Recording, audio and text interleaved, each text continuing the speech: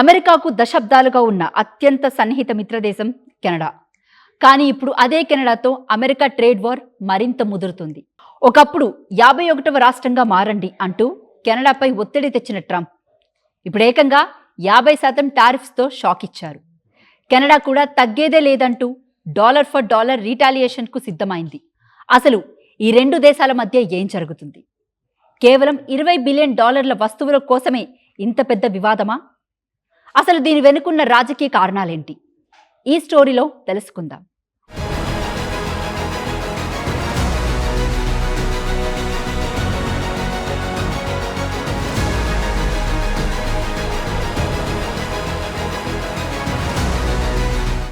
America, Canada మధ్య వాణిజ్య సంబంధాలు మరోసారి ప్రమాదకర మలుపు తిరిగాయి. కొత్త వాణిజ్య ఒప్పందాన్ని ఖరారు చేసేందుకు జరిగిన చివరి దశ చర్చలు విఫలమయ్యాయి.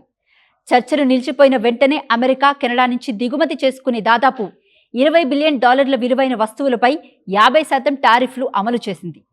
ఈ కొత్త సుంకాలు ఆగస్టు 22 నుంచి అమల్లోకి వచ్చాయి. ఇవి కెనడా అమెరికాకు చేసే మొత్తం ఎగుమతుల్లో సుమారు 5% భాగాన్ని ప్రభావితం చేస్తాయి.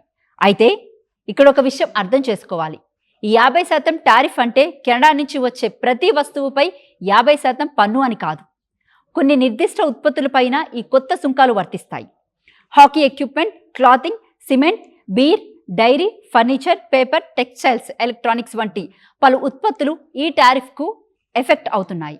అయితే కెనడా నుంచి అమెరికాకు వెళ్లే ఎనర్జీ, పొటాష్, ఫిష్ వంటి కొన్ని కీలక రంగాలు ఈ తాజా టారిఫ్ల పరిధిలో లేవు. ఇప్పటికే స్టీల్, అల్యూమినియం, ఆటోమొబైల్స్, లుంబర్ వంటి రంగాలపై ఉన్న వేరువేరు సుంకాలు మాత్రం కొనసాగుతున్నాయి. అసలు ఈ 50% టారిఫ్ ఎందుకు వచ్చింది? అమెరికా వాదన ప్రకారం కెనడా అమెరికన్ ఉత్పత్తులపై డిస్క్రిమినేషన్ ట్రేడ్ ప్రాక్టీసెస్ కొనసాగిస్తుంది. ముఖ్యంగా అమెరికన్ ఆల్కహాల్ ఉత్పత్తుల మార్కెట్లో యాక్సెస్, డైరీ రంగంలో ఇతర దేశాలకు వచ్చే ప్రాధాన్యం, అమెరికన్ వాహనాలపై కెనడా అమలు చేస్తున్న విధానాలు వంటి అంశాలను అమెరికా తప్పుబడుతుంది. America trade representative Jamieson Greer ప్రకారం కెనడా అమెరికా చర్యలకు ప్రతీకార టారిఫ్లతో స్పందిస్తుందని, అందుకే అమెరికా కూడా చర్యలు తీసుకుంటుందని చెబుతున్నారు. కానీ కెనడా మాత్రం ఈ కథను భిన్నంగా చెబుతుంది. ప్రధాని మార్క్ కార్నీ ప్రకారం అమెరికా చర్చల చివరి దశలో పెట్టిన కొన్ని షరతులు ఆర్థికంగా భారమైనవే కాకుండా కెనడా సొంతంగా తీసుకునే నిర్ణయాలపై కూడా ప్రభావితం చేసేలా ఉన్నాయి. అందుకే ఈ డీల్కు ఒప్పుకోవడం కంటే ఒప్పందం నుంచి బయటకు రావడమే మంచిదని కెనడా నిర్ణయించింది. అమెరికాతో వాణిజ్యం కొనసాగించాలని కోరుకుంటూనే తమ ఇండిపెండెన్స్, ఫ్లెక్సిబిలిటీ విషయంలో మాత్రం రాజీ పడబోమని కార్నీ స్పష్టం చేశారు. అంటే చర్చలు కేవలం టారిఫ్ శాతం దగ్గరే ఆగిపోలేదు. ఎలాంటి ఉత్పత్తులకు ఎంత మార్కెట్ యాక్సెస్ ఇవ్వాలి, ఆటోమొబైల్ రంగానికి ఎలాంటి మినహాయింపులు ఉండాలి, భవిష్యత్తులో కెనడా ఇతర దేశాలతో చేసుకునే వాణిజ్య ఒప్పందాలపై ఏవైనా పరిమితులు ఉండాలా అనే అంశాలు కూడా కీలకంగా మారాయి. ముఖ్యంగా కెనడా తనకు నచ్చిన ఇతర దేశాలతో స్వతంత్రంగా ట్రేడ్ డీల్స్ చేసుకునే అవకాశాన్ని పరిమితం చేసే నిబంధనలను అంగీకరించడానికి సిద్ధంగా లేదని కెనడియన్ వైపు నుంచి స్పష్టం అవుతుంది. ఇక అమెరికా, కెనడా మధ్య వివాదం ఇప్పుడే మొదలైంది కాదు.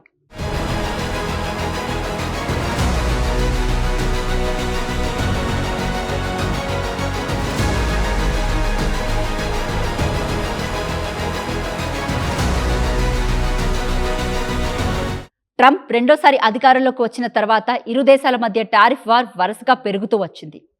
2025లో ట్రంప్ కెనడా వస్తువులపై 25% టారిఫ్లను ప్రకటించారు. తర్వాత స్టీల్, అల్యూమినియం, ఆటోమొబైల్ రంగాలకు సంబంధించిన సుంకాలు, ఇతర వాణిజ్య చర్యలతో వివాదం మరింత తీవ్రమైంది. కెనడా కూడా ప్రతీకార టారిఫ్లతో స్పందించింది. ఇక ట్రంప్ రాజకీయ వ్యాఖ్యలు ఈ ఆర్థిక వివాదానికి మరో కోణాన్ని ఇచ్చాయి. అమెరికా అధ్యక్ష ఎన్నికల సమయంలోనే కెనడా 51st స్టేట్గా అమెరికాలో చేరాలని ట్రంప్ పదే పదే వ్యాఖ్యానించారు. కెనడా మాత్రం ఈ ప్రతిపాదనను తీవ్రంగా తిరస్కరించింది. Canada is not for sale అనే స్థాయిలో కెనడా రాజకీయ నాయకులు స్పష్టమైన వైఖరి తీసుకున్నారు. ఇప్పుడు ట్రేడ్ వార్ కూడా అదే రాజకీయ ఉద్రిక్తతల మధ్య మరింత వేడెక్కుతుంది. అమెరికా 50% టారిఫ్లు విధించిన వెంటనే కెనడా కూడా డాలర్ ఫర్ డాలర్ ప్రతీకార చర్యలు తీసుకుంటామని ప్రకటించింది. అంటే అమెరికా ఎంత విలువైన వస్తువులపై సుంకాలు విధిస్తే దానికి సమానమైన స్థాయిలో అమెరికా దిగుమతులపై కూడా కెనడా టారిఫ్లు విధించనుంది. ఈ కౌంటర్ టారిఫ్స్ సెప్టెంబర్ 8 నుంచి అమల్లోకి రానున్నాయి. Steel, dairy, agriculture equipment, electronics వంటి అమెరికన్ ఉత్పత్తులను కెనడా టార్గెట్ చేయనుంది. ఇక్కడే అసలు ప్రశ్న మొదలవుతుంది. ఈ ట్రేడ్ వార్ వల్ల గెలిచేది ఎవరు? అమెరికా తన మార్కెట్ను రక్షించుకోవడానికి టారిఫ్లను ఉపయోగిస్తుంది. కెనడా మాత్రం అమెరికాపై ఆధారపడ్డాన్ని తగ్గించి యూరప్, ఏషియా, మిడిల్ ఈస్ట్ వంటి ఇతర మార్కెట్లు తన ఎక్స్పోర్ట్ బేస్ పెంచుకోవాలని ప్రయత్నిస్తుంది. కార్నీ ప్రభుత్వం కూడా కెనడా ఆర్థిక వ్యవస్థను మరింత స్వతంత్రంగా మార్చే ప్రయత్నం చేస్తున్నామని చెబుతుంది. మరోవైపు ఈ టారిఫ్లు అమెరికాకు కూడా సేఫ్ కాదు. దిగుమతులపై టారిఫ్ విధించినప్పుడు ఆ ఖర్చును కంపెనీలు తమ ధరల్లోకి బదిలీ చేసే అవకాశం ఉంటుంది. దాంతో కొన్ని వస్తువుల ధరలు అమెరికన్ వినియోగదారులకు పెరగవచ్చు. అదే టైంలో కెనేడియన్ కంపెనీలు కూడా అమెరికా మార్కెట్లో తమ ఉత్పత్తుల ధరలు పోటీగా ఉంచడం కష్టమవుతుంది. అంటే రెండు దేశాల కంపెనీలపైన కాస్ట్ ప్రెషర్ పెరగవచ్చు. కాబట్టి ఇప్పుడు ఇది కేవలం అమెరికా వర్సెస్ కెనడా అనే రాజకీయ గొడవ కాదు. ఇది jobs, prices, industries, supply chains, trade agreements అన్నిటినీ ప్రభావితం చేయగల ఆర్థిక పోరాటంగా మారుతుంది. అయితే కెనడా పూర్తిగా అమెరికా నుంచి దూరం అవుతుందా? ఇప్పుడే అలా చెప్పలేం. ఎందుకంటే అమెరికా ఇప్పటికీ కెనడాకు అత్యంత కీలకమైన వాణిజ్య భాగస్వామి. అదే సమయంలో కెనడా కూడా తన ఎక్స్పోర్ట్ మార్కెట్స్ను డైవర్సిఫై చేయాలని చూస్తుంది. అంటే కెనడా నుంచి వస్తున్న సందేశం ఒక్కటే, అమెరికాతో వ్యాపారం కావాలి, కానీ అమెరికా పైనే పూర్తిగా ఆధారపడే పరిస్థితి మాత్రం వద్దు. మొత్తానికి అమెరికా, కెనడా మధ్య ఈ టారిఫ్ వార్ ఎక్కడికి దారితీస్తుందన్నదే ఇప్పుడు ఆసక్తిగా మారింది.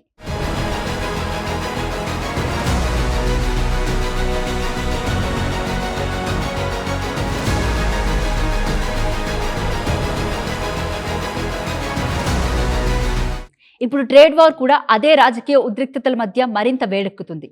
అమెరికా 50% టారిఫ్లు విధించిన వెంటనే కెనడా కూడా డాలర్ ఫర్ డాలర్ ప్రతీకార చర్యలు తీసుకుంటామని ప్రకటించింది.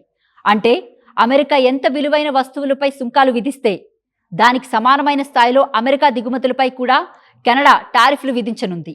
ఈ కౌంటర్ టారిఫ్స్ సెప్టెంబర్ 8 నుంచి అమల్లోకి రానున్నాయి. Steel, dairy, agriculture equipment, electronics వంటి అమెరికన్ ఉత్పత్తులను కెనడా టార్గెట్ చేయనుంది. ఇక్కడే అసలు ప్రశ్న మొదలవుతుంది. ఈ ట్రేడ్ వార్ వల్ల గెలిచేది ఎవరు? అమెరికా తన మార్కెట్ను రక్షించుకోవడానికి టారిఫ్లను ఉపయోగిస్తుంది. కెనడా మాత్రం అమెరికాపై ఆధారపడ్డాన్ని తగ్గించి యూరప్, ఏషియా, మిడిల్ ఈస్ట్ వంటి ఇతర మార్కెట్లు తన ఎక్స్పోర్ట్ బేస్ పెంచుకోవాలని ప్రయత్నిస్తుంది. కార్నీ ప్రభుత్వం కూడా కెనడా ఆర్థిక వ్యవస్థను మరింత స్వతంత్రంగా మార్చే ప్రయత్నం చేస్తున్నామని చెబుతుంది. మరోవైపు ఈ టారిఫ్లు అమెరికాకు కూడా సేఫ్ కాదు. దిగుమతులపై టారిఫ్ విధించినప్పుడు ఆ ఖర్చును కంపెనీలు తమ ధరల్లోకి బదిలీ చేసే అవకాశం ఉంటుంది. దాంతో కొన్ని వస్తువుల ధరలు అమెరికన్ వినియోగదారులకు పెరగవచ్చు. అదే టైంలో కెనేడియన్ కంపెనీలు కూడా అమెరికా మార్కెట్లో తమ ఉత్పత్తుల ధరలు పోటీగా ఉంచడం కష్టమవుతుంది. అంటే రెండు దేశాల కంపెనీలపైన కాస్ట్ ప్రెషర్ పెరగవచ్చు. కాబట్టి ఇప్పుడు ఇది కేవలం అమెరికా వర్సెస్ కెనడా అనే రాజకీయ గొడవ కాదు. ఇది jobs, prices, industries, supply chains, trade agreements అన్నిటినీ ప్రభావితం చేయగల ఆర్థిక పోరాటంగా మారుతుంది.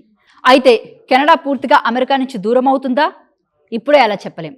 ఎందుకంటే అమెరికా ఇప్పటికీ కెనడాకు అత్యంత కీలకమైన వాణిజ్య భాగస్వామి.